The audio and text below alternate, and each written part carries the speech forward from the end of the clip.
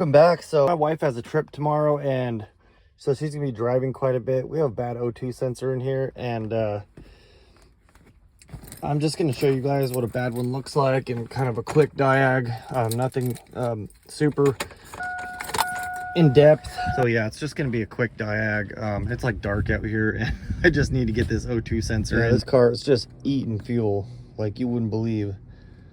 So this is the X41 Pro S3 5.0 Elite. I believe it's ridiculously long names on these launch tools. It's just ridiculous. Like, you know, why can't it just be like Autel where they, you know, it's like a 906 or a, you know, whatever. But anyways, they work great. I mean, I love this tool. It's become my go-to. I have a couple other, I have another launch. It's technically a little nicer, but it's got a bigger screen, but it's a little older, and it's not an unlocked tablet like this. These are really cool because, you know, you can download whatever app you want to. So if it says like with or without throttle control, what you're looking for is a and this one is not, I don't believe.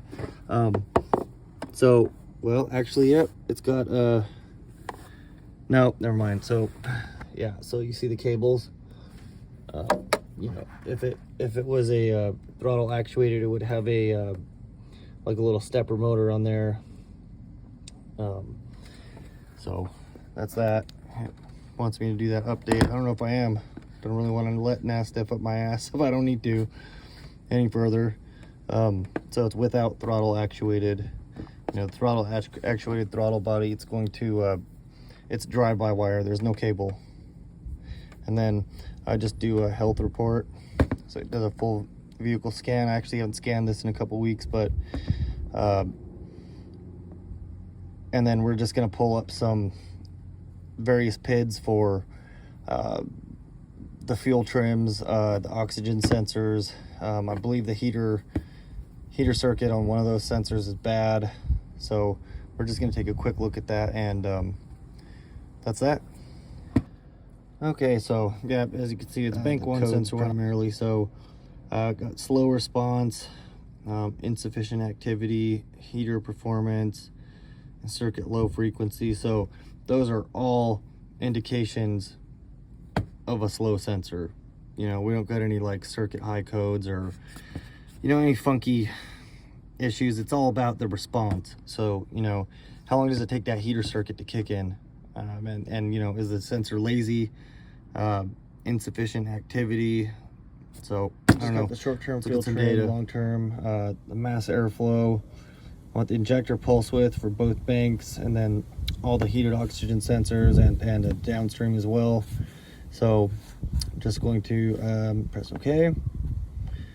And I love this scan tool because it can graph a whole bunch of PIDs at the same time.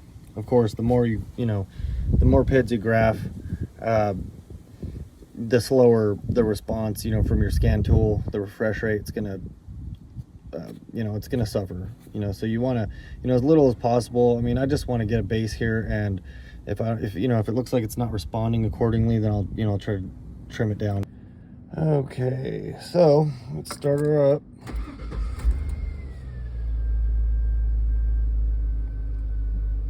So I did notice that bank one didn't respond as quickly. I'm gonna record this.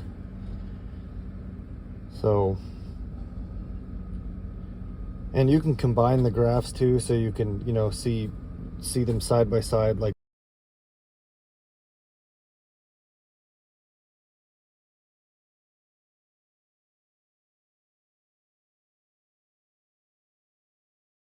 Okay, so it's this one. Yeah, see, it's not doing anything. Bank one, sensor one. Okay, so that's the blue and the purple we want, I believe. Yeah, okay. It's been a long day. All right.